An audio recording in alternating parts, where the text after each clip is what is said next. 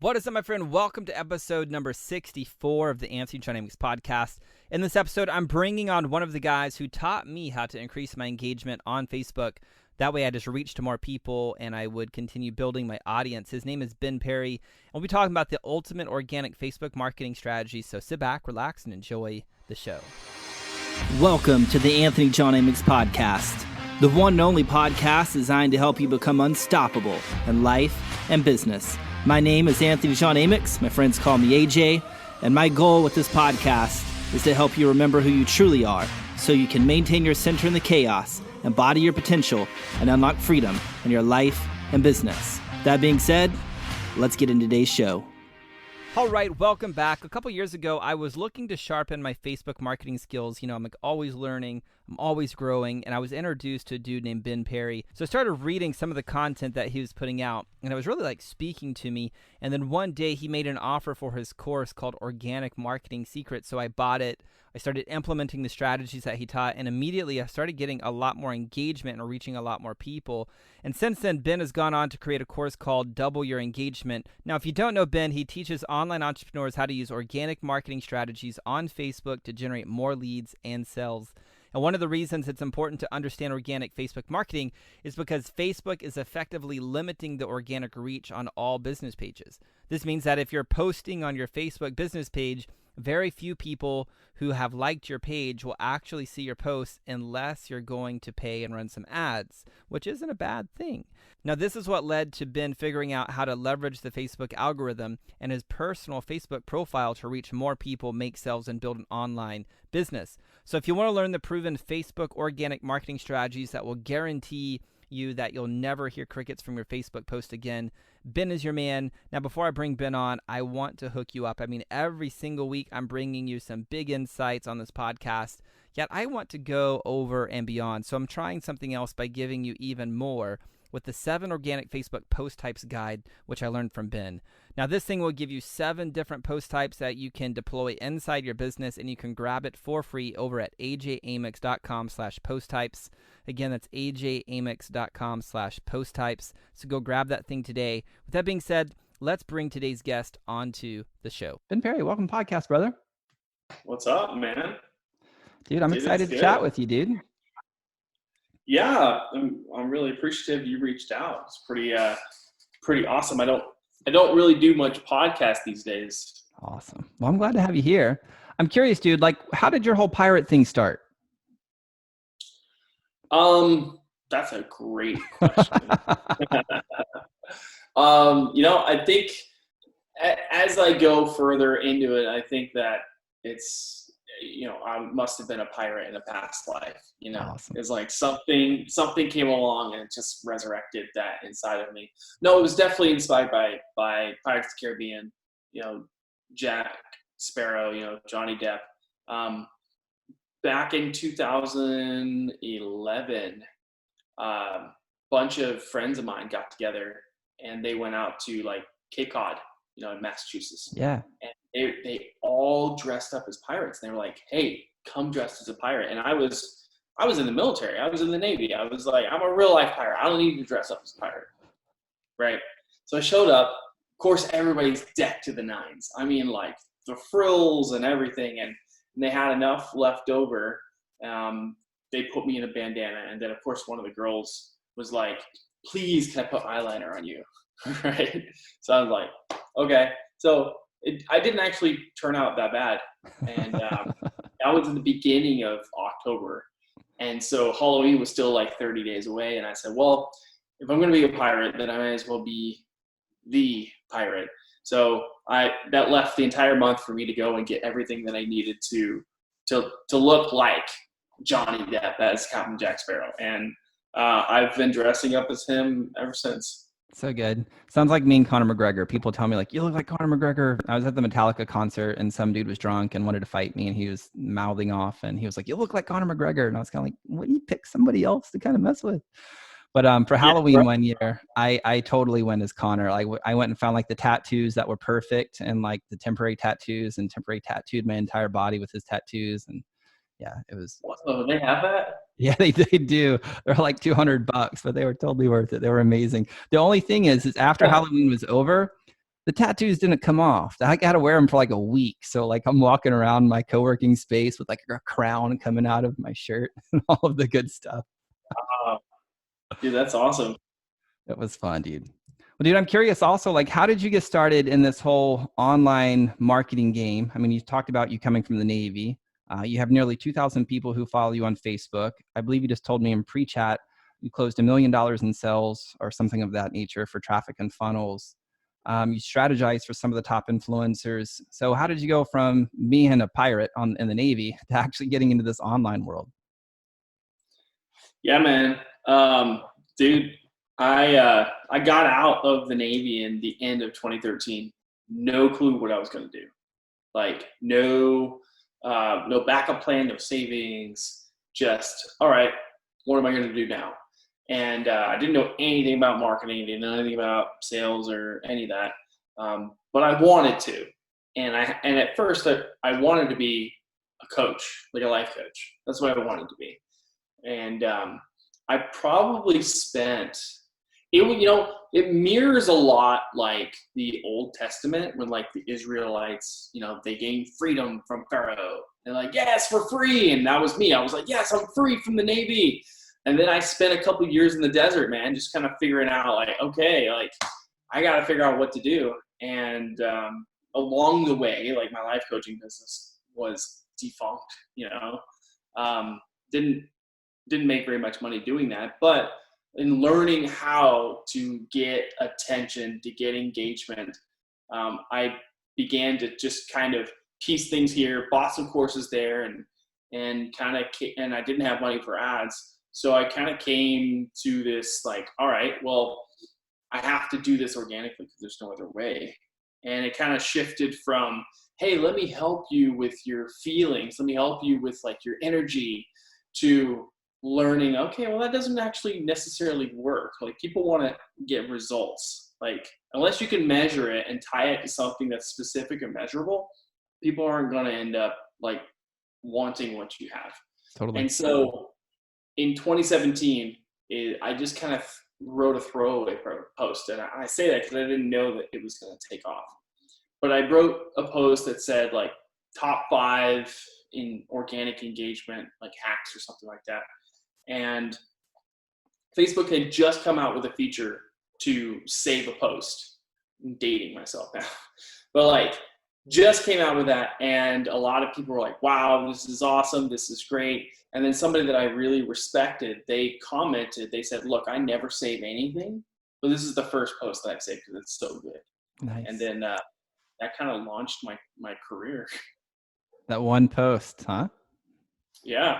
Nice. Well, I had a couple of Facebook groups that I had started that didn't take off, right? So it wasn't like I just struck on gold. It was like, no, I had some other things that just didn't work out. I had a couple of mindset groups where I was just teaching mindset and more spirituality and just kind of energy.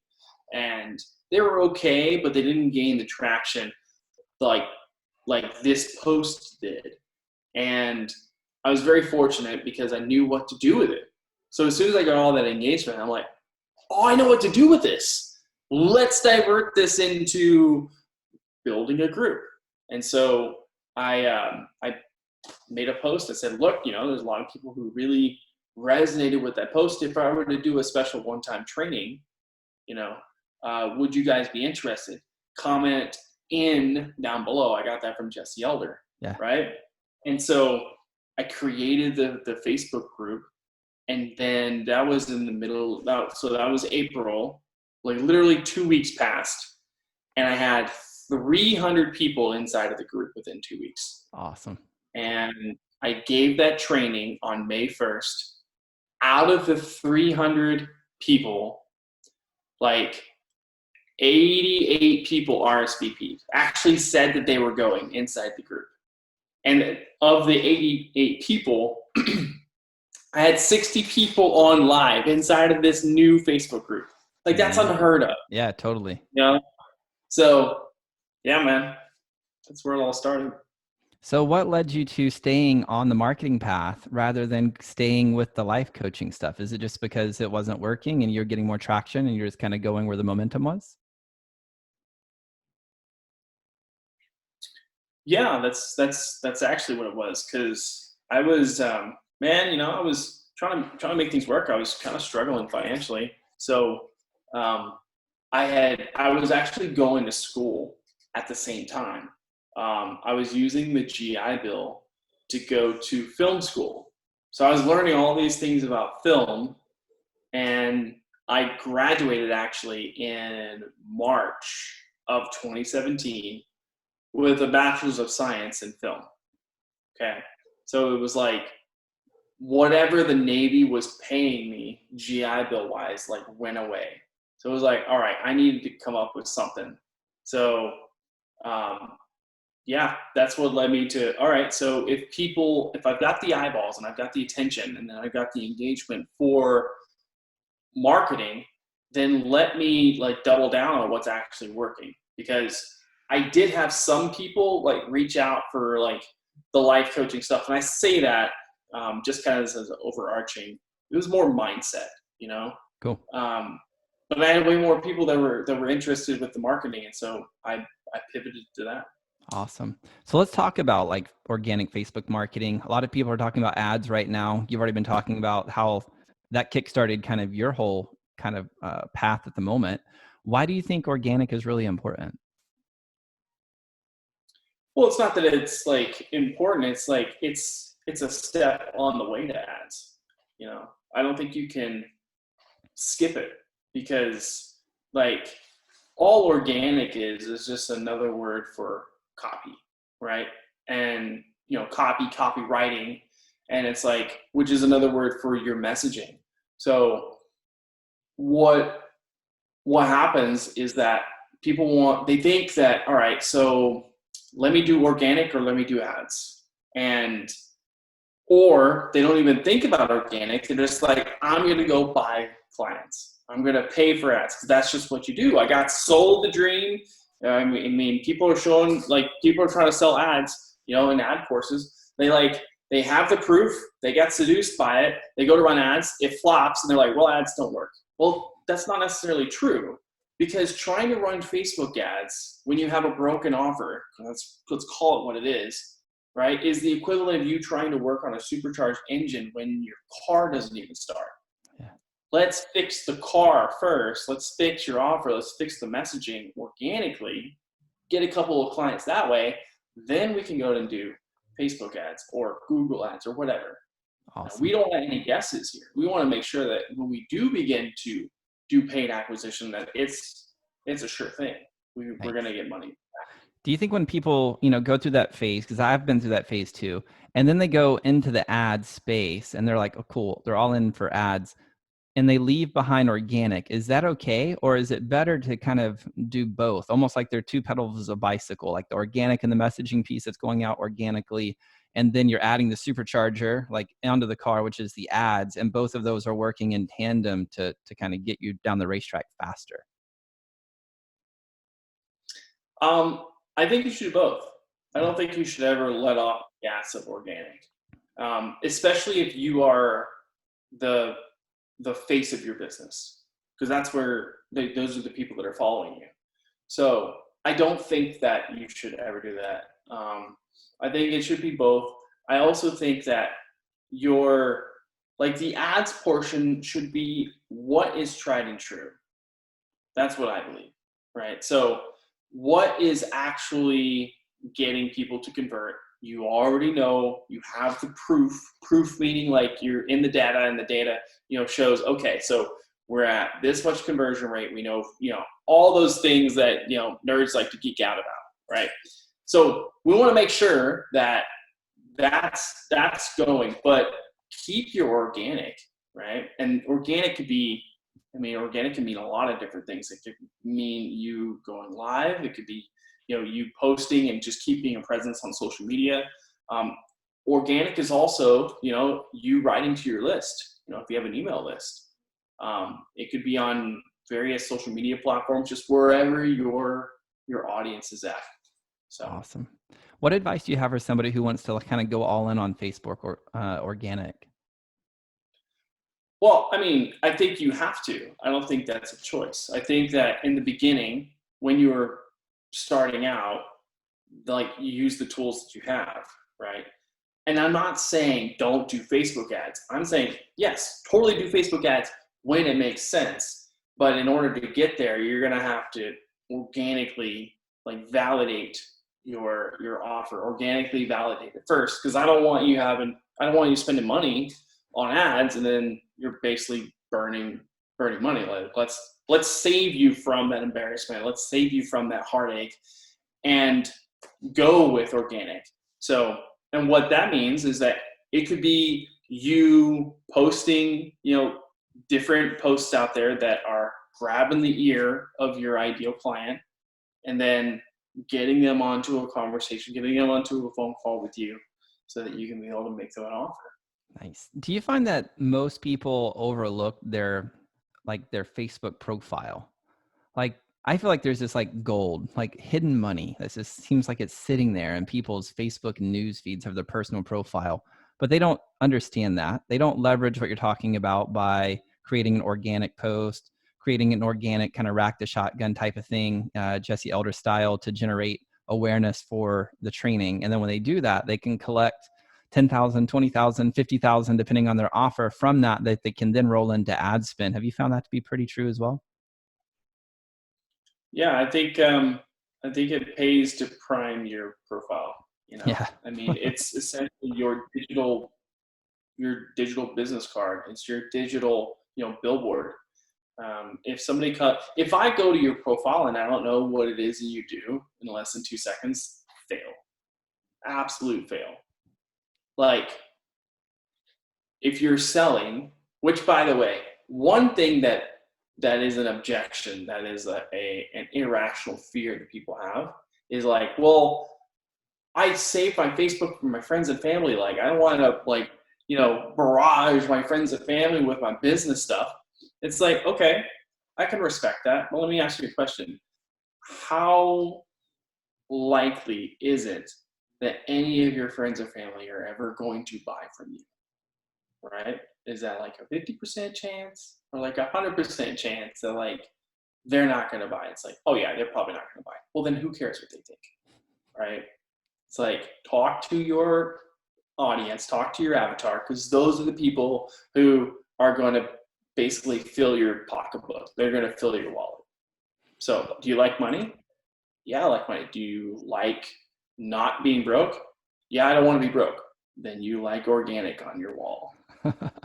What would you tell those people who believe that they have to keep, their business and their personal life separate? So they're like, no, my Facebook is for personal, LinkedIn is for business. Like, what would you tell these people who think they have to keep them separate?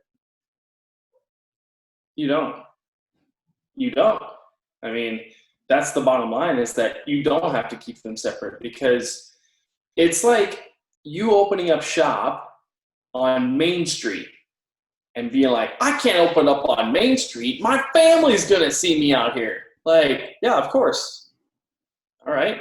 Your family's going to walk by. Like, they know you have shop. They know that you have an advertisement. Are they going to get mad at you for having like your open sign or having like a deal? No, they know that you're in business. Like, this is commerce. This is capitalism. It's the same thing with online.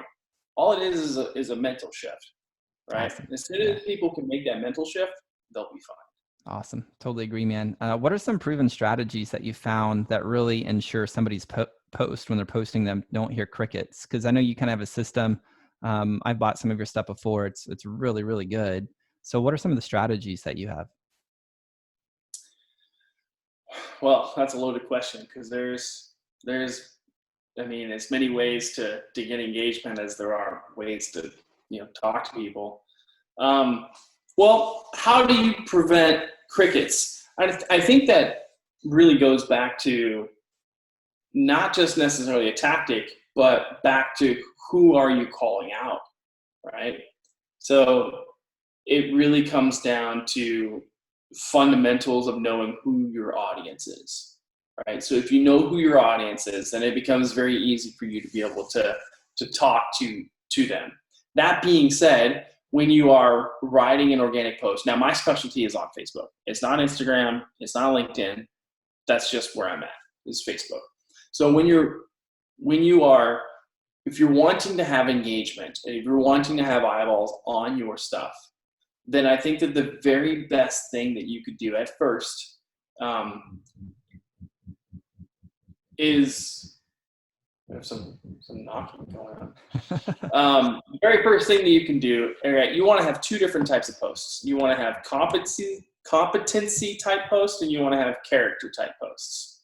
All right, because those are two sides of the same coin when it comes to organic. So the more you can display your competency, yes, you can help people get results. Yes, you are showing results, right? Maybe screenshots, case studies. You're just displaying your prowess, your expertise, right? Do that. That's beautiful. Statements are a really good way of getting engagement, because let's just take, for instance, let's get out of the world of concept and get into like rural practical. If your audience is, say, marketers, all right, and you want to say something that is a belief that your marketing audience already has. Okay, so that's an easy way to get some likes. So you want to create a statement. So what's something tried and true that's in the marketing world where it's like, yep, that's totally true. I agree with that. What would you say? Tried and true in the marketing world. Let's say webinars. Okay, so you could say webinars are a really great way of communicating value one to many without you having to do it every single time. You know, that's a little wordy for me, but I would condense it down. Make it a statement to where when people see it, they immediately go, yep, and then they like it. And they Let's like go funnels. Let's go funnels. Funnels. Okay. So we've got, now this is going to be more, polarizing here, because some people like funnels, some people don't. You could say, okay, so in order to have a good offer, you need a funnel. Ooh, that's actually different, because you're going to have two different sides. This is actually very good. You actually, in order to have a good funnel, in order to have a good offer, you need a good funnel. True or false? We're going to enter in with a binary post here, right? True or false, yes or no, and then allow people to comment. Do something like, I call it like giving, tossing a grenade into like a crowd of people where it's like, yeah, it's going to be a frenzy, right? So anyway, everybody's going to comment, right? And because the tactic here to get engagement is, if you're saying true or false, T or F, you're not actually typing out true or false. You're typing out T or F, Y or N for yes or no. What that sub communicates to people is like, okay, my demonstration, my involvement here is just to type one letter character, right? Which is a micro commitment. And to something like that, like, hey, you need a funnel in order to have a good offer. Some people are going to agree and some people aren't. And that's what you want. You want people to kind of argue out in the comments. The one character response makes it very like casual, like, oh, I don't need to devote that much time, but then they're going to see other people that they disagree with, and now they're hooked. And then they're going to start to comment in the comments, and that's a really great way to get some engagement.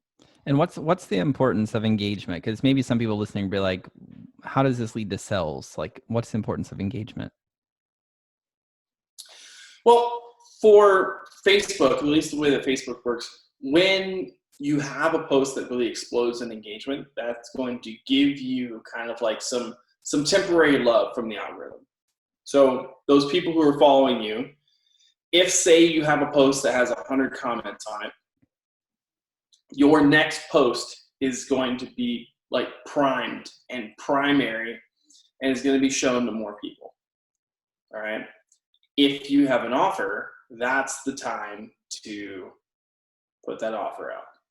right? If you have a call to action, so you want to do it after you have a ton of engagement. Put the offer out. Now, don't freak out, because more than likely your offer post is going to get crickets on it. That's okay, because you're selling something. Like, that's just human nature. Like, people aren't going to like something unless they've already bought from you before. Unless they've already bought from you and it doesn't hurt them, like, status wise, to like say, yeah, we really love your stuff. Yeah, people aren't going to necessarily like comment or like or engage on it. But if you have like a link, just measure all the people that are clicking on the link. I could tell you, like, you could put, anything where you're tracking those different offers. Yeah, there's a lot of people that are seeing it. Awesome. So how many times a day do you think people should post if they're really going to take advantage of organic? 3 to 5 times a day, I would say. 3 to 5 times a day, and I can just hear it. Oh my gosh, are you kidding me? It's like, well, this doesn't have to necessarily be forever. All right. But if you are in startup mode, if you are like gaining some traction, then yes, use the free Facebook tool to post 3 to 5 times a day to your free audience. Like, come on. And for those who are like been in the game, they're established, because I know there's some circles where they preach 3 to 5 times a day or more. And sometimes that becomes like a burden for people who've been established a bit, because then they're carrying around this I should be posting 3 to 5 times a day because Ben's telling me in order to do this, I should be doing this. And they've done that. They've made money, but now they're at a point where it's almost not sustainable for them to post 3 to 5 times a day. Do they outsource it, or do they limit it to 1 post a day? Like, what would you tell that person? Totally outsource it. You're not meant to be the solopreneur forever. Like, the whole essence of life is to grow. So yes, like, generate money, generate revenue, and then if you've made money and you've already there, like, yes, outsource. Yes, become a true business owner and start to hire people and feed the economy. Be one of these people that helps other people put food on their plates. Like, yeah, man, definitely do that. And then because you want to remove yourself. I got stuck in this, and I probably have like had a crash course in like how to actually run a business and business acumen since I started working at traffic funnels. Like, 100%. Yeah, you don't want to be stuck in the like, operator like role inside your business perpetually, in perpetuity. Like, why would you do that? Like, that's a horrible plan. No, the idea is for you to generate revenue, to be able to provide value, and then grow. And by growing, we want to remove you as the operator into more of the CEO owner role, so you could begin to make high-level decisions and hire people. It's like, get this wheel spinning and then assign people to that wheel. In this case, organic. You have people who are doing organic, or at least doing copy, doing something for the ads. And then once you've got somebody in place there, now you can move on to the next thing and do the next thing. So how would you recommend somebody start like outsourcing or hiring the person to write their social media post? Because I see so many people who they hire a social media person and they fuck it up. And what I mean by that is it's totally generic. It totally loses a personality, and it's not real good content. You know what I mean? So how would you recommend that they find that person or teach that person to kind of still have the voice and have the good content that actually stands out? That's a good question. For your personal, all right, so if it's just you, all right, I wouldn't say ever to really like outsource your own specific organic marketing, because we want to make a distinction here that we're building a business, right? So building the business, like, there's the entity of like your particular business, and so I think you maintain control of your organic posting, but like, say for your ads, for your website, for your webinars, for fulfillment of your programs, like, that's what I would outsource for sure. But when it comes to like your business page, yes, outsource that. because you could be your own personal profile, be writing your own organic. Maybe it's not 3 to 5 times a day now, but on your business profile, you've got other people who you've hired who are kind of carrying the torch for you. Okay, cool. So let me make that distinction. So what is that distinction? So if I'm hearing you correctly, then that means once they're running ads, they got something sustainable going, then rather than 3 to 5 posts, or maybe they go to 1 on their personal, and then they could outsource their business page entirely. Is that correct? Is that the distinction? Yes. Okay. Awesome. How many value posts do you think somebody needs to create before they make an offer post? I mean, I think that, well, first of all, you can put the offer post out there. I don't think you could ever do enough offer posts, to be honest. I don't think you can. Because what I see, and the reason why I say this is that most people, they don't make an offer ever. Right. Like, they don't ever make an offer. So it's like, how are you expecting to get paid? So it's like, okay, I say that, yes, you want to provide value posts, but you got to let people know that people can buy from you. You got to let people know, like, hey, I'm offering this thing. Here's how to get it. Because at the end of the day, that's what gets you paid, right? So, but if you're seasoned and you kind of know, like, all right, well, how many, to somebody who's a little more savvy, how many value posts should I do? I think you should do 3 value posts and then do an offer, like 3 and 1. That's what I think. I don't think that you can really do too much of it, because if you think about it, Russell Brunson, his whole thing is like, when he's selling ClickFunnels, he's talking about the potato gun story, right? And man, how many times do you think he's told that potato gun story? Like, over and over and over, right? So he's probably like, man, they already know. They already know about the potato gun story. But there are still people out there who have no idea what funnels are, has no idea what ClickFunnels is, never heard of him. And they're like, funnels, like in the kitchen? What? So it's still like on the side of like, this is so new, like early adopter, that he's just gonna have to keep talking about the potato gun story. Same thing with your offer, right? If Russell Brunson still has to like tell his potato gun story all the freaking time, then you can talk about your offer all the time. Dude, I love that story. It reminds me of like back in the day, I did music professionally. And so we toured, like we played over in Franklin where you're at. We play in like Illinois and in Texas. And I remember we were like probably 2 years into it, and we played pretty much the same songs because that was the only record we had at the time. And some of the guys were like, we should change the set list. Like we should just do a whole new set list. And I'm like, but we've never been to this town. Nobody's ever heard the set list. So we have to play it like we've never played it before and just like give it everything every single night that we're on stage, because there's 1,000 people out there. There's 500 people out there. Some shows there's 5 people. And it's like, they don't know who we are. So we have to just give it our everything like it's the first time. And I think as marketers, man, we totally forget that whole thing. And it's so true, man. So true. I'm glad you brought that up. Yeah, man. People, they need you, and you need to be like a broken record. Yeah. What are your thoughts on Facebook groups? Like, do you feel like they're still relevant to the whole organic marketing thing right now? Are they kind of, I don't know, just people are done with them, meaning the market at large? No, they're not done. They're still 100% relevant, if not more so now than ever. Anytime you have sovereignty of an audience, that's a good thing. So, and I say that with an asterisk because Zuckerberg obviously owns Facebook. So do your part to, to save, your own traffic, right? By getting them onto your email list, however you want to do that. But no, it's a beautiful platform that allows you to be able to communicate to your audience. They've opted in. The only way they can get in, right, is if they want to get in.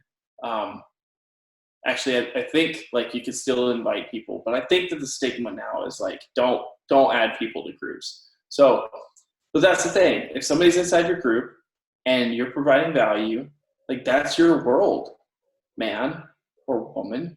Like, live it up, do whatever you want inside there, give value. Like, because that's essentially your house on the web, you know.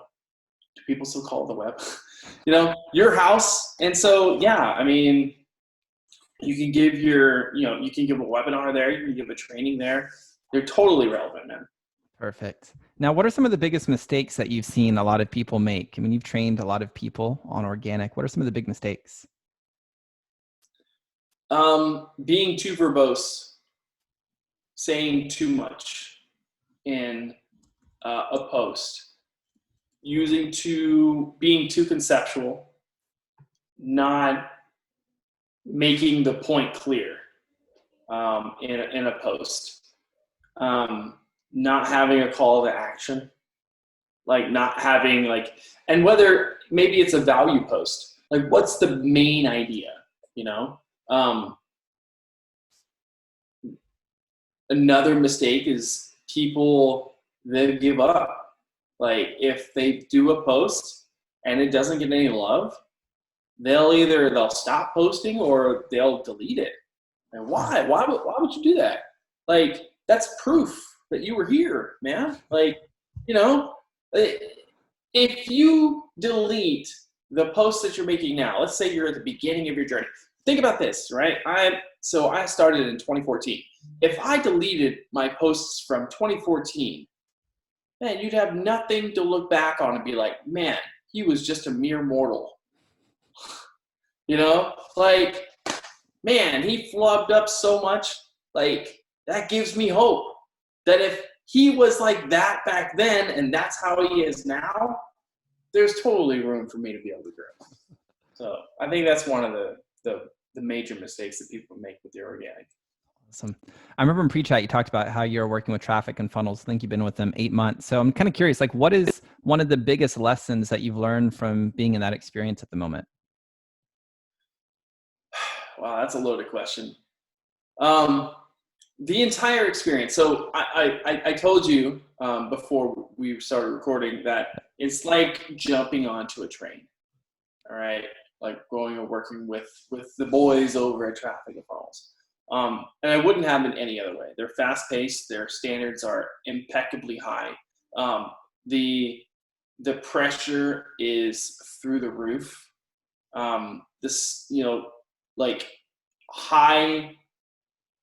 We're high maintenance. High performance is high maintenance. And that is a pristine privilege for sure. So I'm very appreciative, to be rolling with these other alpha players. One of the things that I've learned is emotional regulation.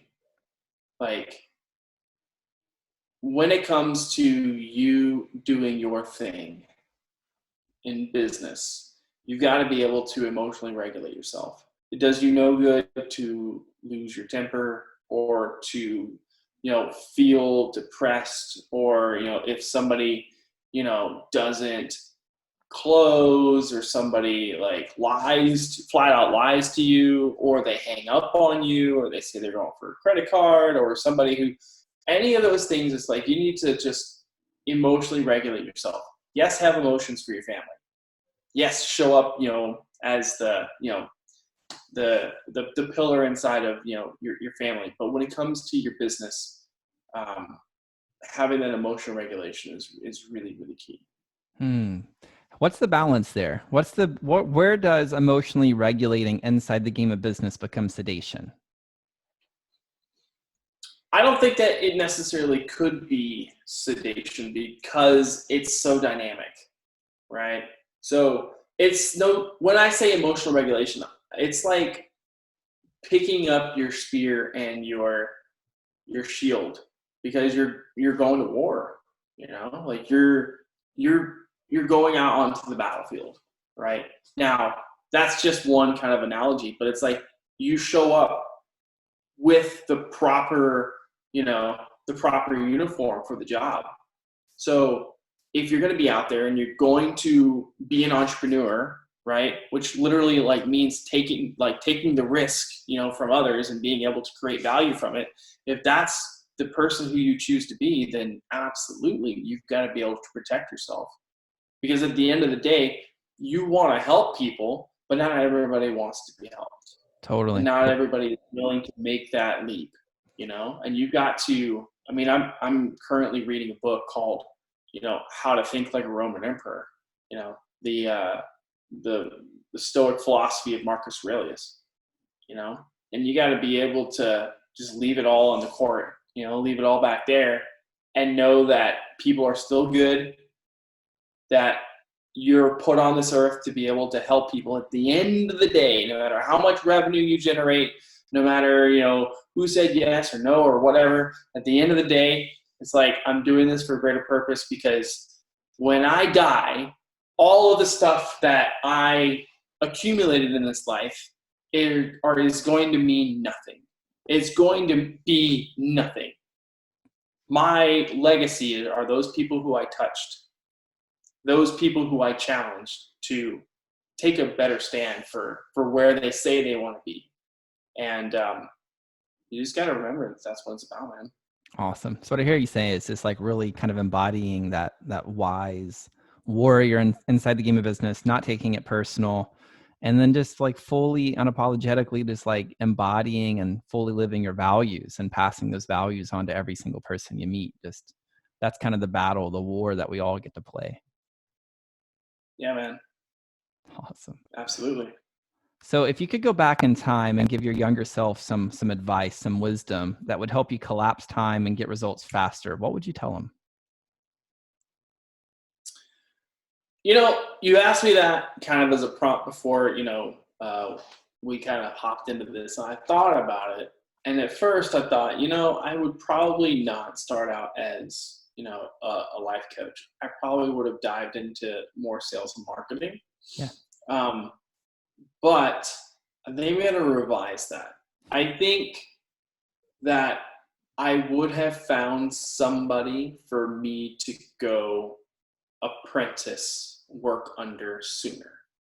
Because while I've made progress, over those like years that I was in the desert, I would have really shortcutted a lot of these learning curves if I had just gone and learned directly from a master. And that's what's happening at Traffic and Funnels, is that I kind of knew this. I had some success before, but I knew that I was missing that apprenticeship piece. I had read, Robert Greene's book Mastery, and he really harps a lot on finding somebody who's already been there, done that, and like kind of learning from them, and how you'll not only pick up the actual skill set, but you'll also pick up their being. So make sure that whoever you choose is actually somebody who you actually want to model, So that's what I would tell my younger self. I'd be like, that's what? A good lesson.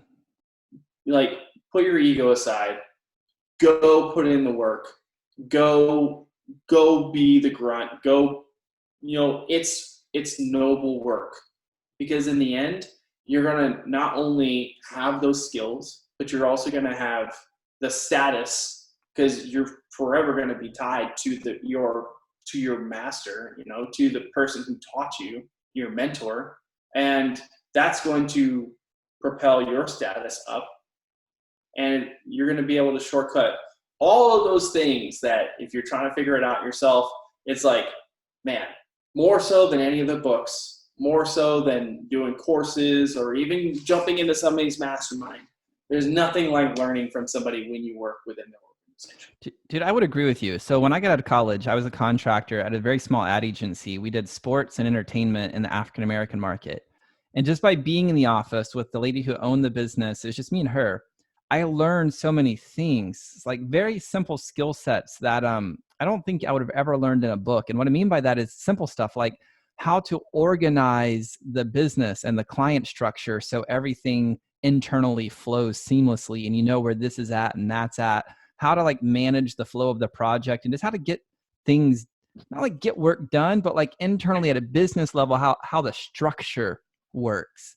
And I learned that just from being in that environment and how she ran her Monday meetings and things of that nature. And it's stuff that by being in that environment for 2 years, it was like integrated into me at a very deep level that I even organized my own business from some of the things that I just kind of sucked up from being in the environment. And so it's interesting you say that, because I've never really thought about it that way before, but it's so true. And I think the marketplace, at least for the young people, right? They're all listening to Gary Vee and all the other people who's like, entrepreneurship, fuck college, do your own fucking thing. And they're missing what you're talking about, which is the wisdom, like the fucking wisdom that you gain from apprenticeship that you're not going to get out of a book. You're not going to get it from a coach, really, actually, either. Apprenticeship is fucking amazing. And I'm so glad that you brought that up, man. Thank you. Yeah, man. I mean, what better than having that concentrated source, that concentrated, they talk about Malcolm Gladwell talks about the 10,000 hours. Nassim Taleb talks about the anti-library, where if you have a bunch of books, right, and you have more books that are unread by you than books that are read, he calls that your anti-library. Yeah. It's like more so than any of that. It's like find somebody who you resonate with and dive deep with them, rather than having a lot of width. Dive deep with one person who you really resonate with, and that will take you far. Awesome. Dude, if somebody heeds your advice today, what do you know is possible for them? I mean, anything's possible. Literally anything's possible. It depends on where you're at, I mean, if you're somebody who's brand new starting out, what's possible? Well, I mean, it's possible you can create 5, 10, 15, 20K for yourself just organically. I would submit you can actually do 40K a month just doing organic. If you're somebody who's been in this for a while, it's like if you're at 40K or you're doing a launch and you're like, all right, I'm kind of burnt out. I don't want to do 3 to 5 posts a day, but I've had some experience. It's like, build a business, man. Like either you are or you aren't, but grow up. Let's build a business. Awesome. Dude, if people want to learn more about you, they can connect with you on Facebook. It's facebook.com/benjamin.perry1, just the number 1. You guys can connect with Ben over there. You have a course, dude, called Double Your Engagement. Tell us more about that, how people can get a hold of that and all of that good stuff. Yeah, so since I've been working with traffic funnels, I haven't really been promoting it much, but Double Your Engagement is really about 2 different pieces of the organic marketing piece. It's both the inner game and the outer game. So the inner game really talks about, well, who do you need to be, when you show up on Facebook, when you show up online? Because there's a lot of beliefs that are very foundational if you're going to be effective. Because I could give you all the tactics in the world, but if your mindset is all messed up, then you're going to have limited results. So it dives into the inner game first, and then the outer game is it's like my full treasure trove of organic tactics, where I really dive into frameworks. I dive into like specific things to say, like say this, don't say that. I give scripts for what to send to people. It's a full-on course. Will totally blow your mind. Awesome. Dude, I would highly recommend anybody listen to this. Go grab Double Your Engagement. Connect with Ben on Facebook. Ben, dude, thank you so much for being here today. Really appreciate you, homie. Thank you. Yeah, man. Dude, if people want to connect with me, they can also join my Facebook group, Red Hot Marketing. Yes, they can. I'm a member of that group, and make sure you guys go grab the group too. Thanks, brother. Appreciate you, homie. Yeah, thanks, man. Well, there you have it, my friend, Ben Perry. Solid episode, if I may say so myself. I hope this conversation gave you some practical advice on how to up your organic Facebook marketing game. I found so many people are sleeping, they're just sleeping, not paying attention on the organic Facebook marketing game. And I'd have you consider that there's at least $100,000 sitting inside the newsfeed of your personal Facebook profile if you'll choose to go all in on these organic marketing strategies. So I hope you'll take this conversation to heart and put this wisdom into practice. I mean, consistency is key to working this, and I'm telling you, it works when you work it. Now, if you haven't grabbed the 7 organic Facebook post types guide, make sure you head on over to ajamix.com/post types and grab that now, because you can take that and follow the advice that you learned here from Ben, and it'll really help kind of get you some momentum and get you in the game. So that's going to do it for this episode of the Anthony John Ames podcast. Thank you so much for being here. Until next time, my friend, I'm out. Peace. Well, that's all I've got for this episode of the Anthony John Ames podcast, but we have plenty more to help you become unstoppable in life and business. So head on over to ajamix.com for exclusive resources, information, and tools to help you break through to a new level of freedom, purpose, and success. I look forward to having you back for the next episode. Bye for now.